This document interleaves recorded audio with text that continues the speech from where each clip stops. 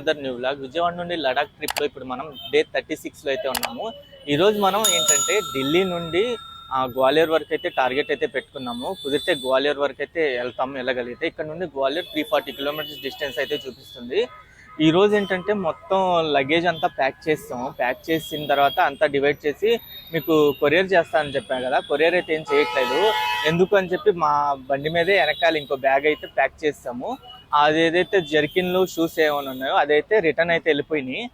Actually ఆ షేర్పాల్ ఏదైతే ఉందో అదైతే మీరు గుర్తుంచుకోండి. బాగుంది సర్వీస్ అయితే. పికప్ కూడా తొందరగానే అరేంజ్ చేశారు. 9 to 10 టైంలో అరేంజ్ చేస్తారు. మనకి టైం స్లాట్ ఇస్తారు. ఆ టైం స్లాట్స్లో మనం అయితే పికప్ అరేంజ్ చేసుకోవాలి. నేను 9 to 10 పెట్టుకొని పికప్ అరేంజ్ చేసుకున్నాము. అదైతే వెళ్ళిపోయినాయి రిటర్న్ అయితే. బాగుంది ఆ సిస్టమ్ అయితే. మాకైతే ఇద్దరికి 4,000తో అయితే అయిపోయింది. జాకెట్లు కానీ షూ కానీ అవి రిటర్న్ కూడా వెళ్ళిపోయినాయి. ప్రెసెంట్ ప్యాక్ చేసుకుని ఇంకా స్టార్ట్ అయిపోయాము. ఇక్కడ నుండి గ్వాలియర్ వరకు వెళ్తున్నాము. వెళ్ళే దారిలో కుదిరితే బృందావన్లో ప్రేమ్ మందిర్ అయితే మా ఫ్రెండ్ అయితే మళ్ళీ వెళ్తా అంటున్నాడు. కుదిరితే అక్కడికి వెళ్తాము. వెళ్ళేదారిలో ఇలా ఇంకా ఇన్ఫర్మేషన్ ఇంకా ప్లేసెస్ ఏమైనా ఉంటే అవి అయితే చూపించుకుంటూ అయితే వెళ్తాను. ప్రజెంట్ ఇప్పుడే గ్వాలియర్లోని హోటల్ రూమ్ అయితే తీసేసుకున్నాము. మీకు ఏదైతే వచ్చే దారిలో ప్రేమ్ మందిర్కి వెళ్తాడని చెప్పా కదా మా ఫ్రెండ్, ప్రేమ్ మందిర్కి అయితే వెళ్ళలేదు. ఎందుకు వెళ్ళలేదంటే అదేమో 12కి క్లోజ్ చేసి మళ్ళీ 4:30కి అయితే ఓపెన్ చేస్తారంట. మేము వెళ్ళేసరికి 1:30 అయింది. క్లోజ్లో అయితే ఉంది. ఎందుకు మళ్ళీ దాని గురించి వెయిట్ చేయడం అని చెప్పి ఆల్రెడీ చూసాం కదా అని చెప్పి స్కిప్ చేసి డైరెక్ట్గా ఇంకా గ్వాలియర్కి అయితే వచ్చేసాం. వచ్చేదారిలో ఇంకా ఆపుకుంటూ వచ్చాం. అయితే వచ్చేదారిలో ఫుల్ నిద్ర వచ్చింది. ఇంకా టీలకు ఆపుకున్నాం ఎక్కువ సార్లు. ఆపుకుంటూ ఇంకా గ్వాలియర్ అయితే రీచ్ అయ్యాము. అంటే ఇంకా అక్కడ నుండి ప్లేసెస్ అయితే ఏం లేవు చూడడానికి. అందుకని ఇంకా డైరెక్ట్గా అయితే వచ్చేసరికి ఇక్కడ 8 అయిపోయింది టైము. ఇంకా వచ్చే దారిలో ఏంటంటే ఒక చోట ఆగి రూమ్ కూడా బుక్ చేసుకున్నాము. 734 రూపీస్ అయితే పడింది గోయబీబులో రూమ్ అయితే. హోటల్ పేరు వచ్చేసి ఎస్విసి ఇన్. ఇది వచ్చేసి రైల్వే స్టేషన్ ప్లాట్ఫామ్ 1 ఆపోజిట్లో మాల్ ఉండిద్ది. మాల్ పక్కనే అయితే ఉంది. మీకు రూమ్ కూడా ఎలా ఉందో చూపిస్తాను. రూమ్ అయితే పర్లా 734 రూపాయలు అంటే ఇంకా చిన్న రూము ఇద్దరికి. చూడండి రూమ్ ఎలా ఉందో, బాగా కంజెస్టెడ్గా ఉంది. ఇది వాష్రూము నార్మల్గానే ఉంది. పర్లా ఈరోజు నైట్ ఇంకా పడుకొని మార్నింగ్ వెళ్ళిపోవాలి కాబట్టి ఇంకా ఈ రెస్ట్ తీసుకొని మార్నింగ్ అయితే వేరే లొకేషన్కి అయితే వెళ్తున్నాము. ఈరోజు ఏంటంటే ఎక్కువ మీకు లొకేషన్స్ ఏం చూపించలేదు కాబట్టి ఈ వీడియో రేపటికైతే కంటిన్యూ చేస్తున్నాను. రేపు వీడియోలో నేను ఎటు వెళ్తున్నాను ఏంటనేది చెప్పి పూర్తిగా అప్డేట్ అయితే ఇస్తున్నాను. ప్రజెంట్ అయితే ఈ వీడియో అయితే ఇక్కడితో ఎండ్ చేస్తున్నాను. రేపు కంటిన్యూ అయింది ఈ వీడియో. The next day.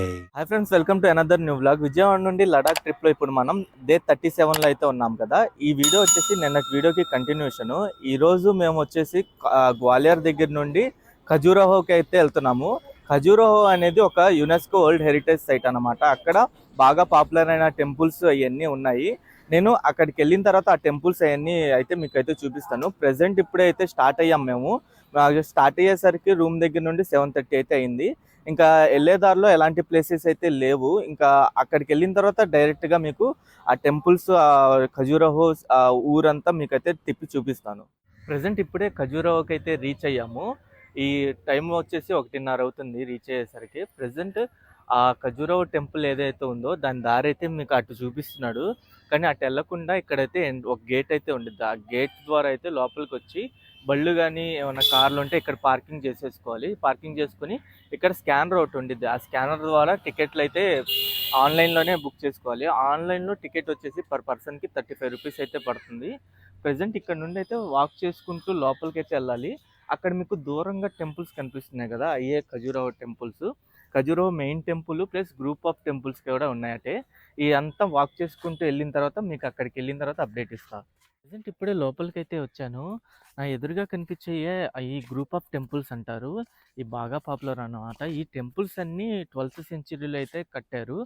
అప్పట్లో కట్టినప్పుడు దాదాపు 20 స్క్వేర్ కిలోమీటర్స్లో 85 టెంపుల్స్ వరకు ఉండేవి. దాని తర్వాత యుద్ధాలు జరగడం వల్ల ఆ టెంపుల్స్ అన్నీ ఇదయ్యి ప్రజెంట్ 25 టెంపుల్స్ వరకే లొకేట్ అయితే అయి ఉన్నాయి.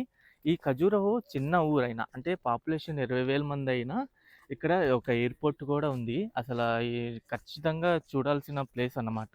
ఈ టెంపుల్స్ కూడా మీరు చూడండి, ఆర్కిటెక్చర్ ఎంత బాగుందో అసలు.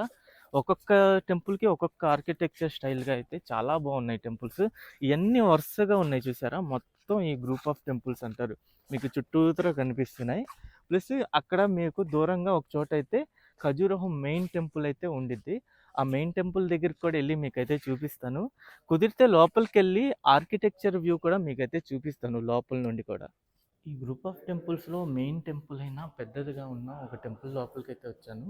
ఈ టెంపుల్ ఆర్కిటెక్చర్ చూడండి ఎలా ఉందో.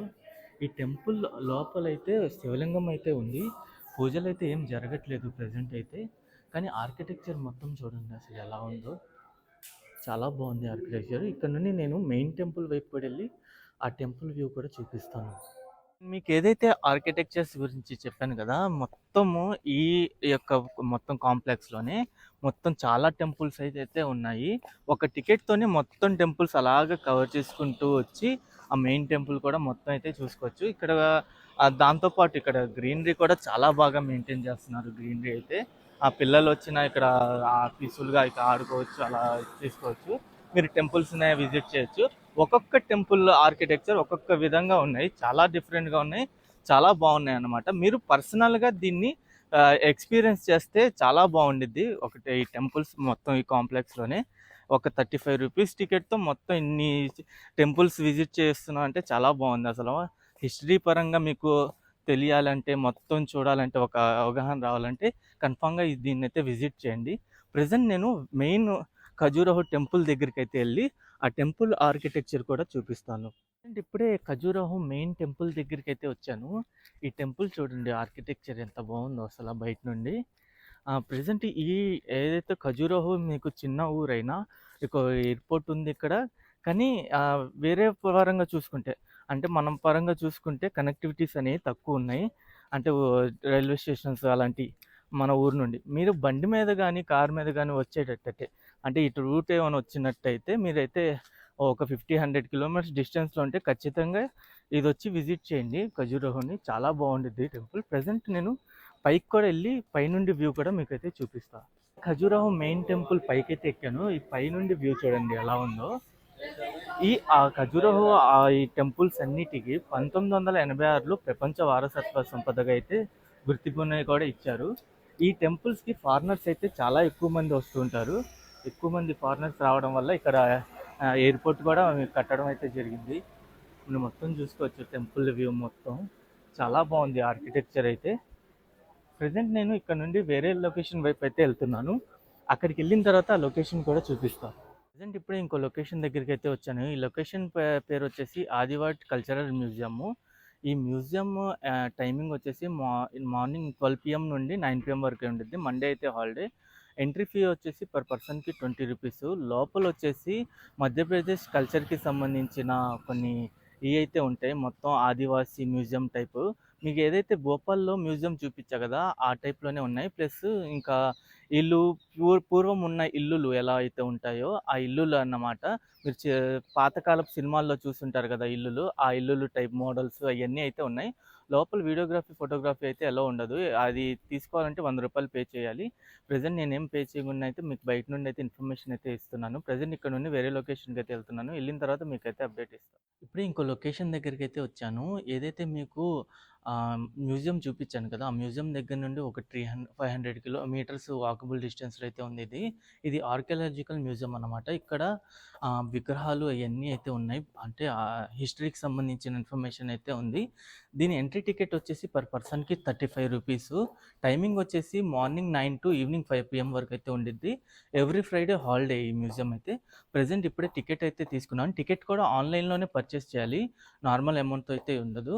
నేను టికెట్ అయితే తీసుకున్నాను. లోపలికెళ్ళి మీకు చూపిస్తాను. ప్రెజెంట్ ఇప్పుడే మ్యూజియం లోపలికైతే వచ్చాను. ఈ మ్యూజియం లోపల ఏంటంటే చిన్న చిన్న విగ్రహాలు అవన్నీ పెట్టున్నాయి. మీకు హిస్టరీ పరంగా బాగా ఇంట్రెస్ట్ ఉంటే ఈ మ్యూజియంని అయితే విజిట్ చేయండి. చాలా బాగుంది హిస్టరీ పరంగా అయితే. చాలా విగ్రహాలే ఉన్నాయి. చాలా ఇన్ఫర్మేటివ్‌గా అయితే ఉంది మ్యూజియం అయితే. ప్రెజెంట్ నేను ఇక్కడ నుండి వేరే లొకేషన్ వైపు అయితే వెళ్తున్నాను. అక్కడికి వెళ్ళిన తర్వాత మీకైతే అప్డేట్ ఇస్తాను. ప్రెజెంట్ ఇప్పుడే ఇంకో లొకేషన్ దగ్గరికి అయితే వచ్చాను. ఈ లొకేషన్ పేరు వచ్చేసి వమన టెంపుల్. దీనికంటూ ఎంట్రీ టికెట్ అంటూ ఏమి ఉండదు, ఫ్రీ ఆఫ్ కాస్ట్ అనమాట. టైమింగ్స్ కూడా ఏమి ఉండవు, నార్మల్గా మీరు ఏ టైంలో అయినా విజిట్ చేయొచ్చు ఈ టెంపుల్ని అయితే. ఇప్పుడే టెంపుల్ పైకి అయితే వచ్చాను. ఇక్కడ నుండి ఆర్కిటెక్చర్ చూడండి ఎలా ఉందో, చాలా బాగుంది ఆర్కిటెక్చర్ అయితే. ఇది వచ్చేసి 1050 1075 మధ్య కాలంలో అయితే దీన్ని అయితే నిర్మించారు ఈ టెంపుల్ని అయితే. లోపల కూడా ఆర్కిటెక్చర్ అయితే బాగుంది. ప్రజెంట్ నేను లోపల ఏం వీడియోస్ అయితే తీయలేదు. ఇక్కడ నుండి చూడండి ఎలా ఉందో, చాలా చాలా బాగుంది. మీరు ఖజురహో వచ్చినట్టయితే కన్ఫామ్గా ఈ టెంపుల్ కూడా విజిట్ చేయండి. అక్కడ నుండి ఖజురహో మెయిన్ టెంపుల్ నుండి ఒక 3 or 4 కిలోమీటర్స్ డిస్టెన్స్లోనే ఉండిద్ది ఈ టెంపుల్ కూడా. ప్రజెంట్ నేను ఇక్కడ నుండి వేరే లొకేషన్ వైపు అయితే వెళ్తున్నాను. అక్కడికి వెళ్ళిన తర్వాత ఆ లొకేషన్ వ్యూ కూడా మీకైతే చూపిస్తా. ఇప్పుడు ఇంకో ప్లేస్ దగ్గరికి అయితే వచ్చాను. ఈ ప్లేస్ పేరు వచ్చేసి దుల్హాదియో టెంపుల్ అనమాట. ఈ ఆర్కిటెక్చర్ కూడా చూడండి ఎలా ఉందో, డిఫరెంట్గా అయితే ఉంది. చాలా బాగుంది ఈ ఆర్కిటెక్చర్. అన్నిటికన్నా డిఫరెంట్గా ఉన్నాయి. ఒక్కొక్క ఆర్కిటెక్చర్కి ఒక్కొక్క వండర్గా అయితే చెప్పుకోవచ్చు. చాలా బాగున్నాయి ఆర్కిటెక్చర్స్ అన్నీ. ఈ ఏదైతే మీకు ఆ ఖజురహో ఈ గ్రూప్ ఆఫ్ మాన్యుమెంట్స్ అనేవి చెప్పా కదా, ఇవన్నీ 1986లో ప్రపంచ వారసత్వ సంపదగా అయితే గుర్తింపునైతే పొందాయి. దాంట్లో ఇది కూడా ఒకటన్నమాట. ఈ టెంపుల్ని 1150 ఏడీలో అయితే నిర్మించారు అప్పట్లో అయితే.